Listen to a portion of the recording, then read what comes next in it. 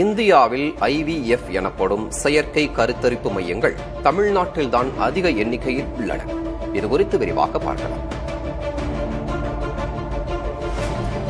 IVF clinic எனப்படும் செயற்கை கருத்தரிப்பு மையங்களின் எண்ணிக்கையில் தமிழ்நாடு முதல் இடத்தில் உள்ளதாக செயற்கை கருத்தரிப்பு மற்றும் வாடகை தாய் வழிமுறை பதிவேட்டின் தரவுகள் தெரிவிக்கின்றன. 2026ஆம் ஆண்டு ஜனவரி நிலவரப்படி இந்தியாவில் 2650 பதிவு செய்யப்பட்ட IVF கிளினிக்குகள் உள்ளன.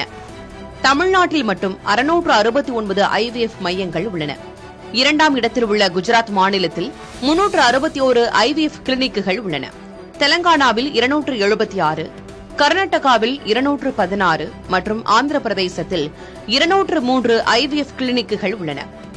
தமிழ்நாட்டில் கருவுறுதல் விகிதம் 1.3 குறைந்துள்ளதே இம்மையங்கள் அதிகரிப்புக்கு முக்கிய காரணமாக கூறப்படுகிறது. ஒரு பெண் தன் மகப்பேறு வயதில் எத்தனை குழந்தைகள் பெற்றுக் கொள்கிறார் என்பதன் சராசரி எண்ணிக்கையே கருவுறுதல் விகிதமாகும். டெல்லி, மேற்கு வங்கம், மகாராஷ்டிரா ஆகிய மாநிலங்களில் கருவுறுதல் விகிதம் குறைவாக இருந்த போதிலும் IVF கிளினிக்குகள் தமிழ்நாட்டை விட 1/5 பங்குக்கு குறைவாகவே உள்ளன.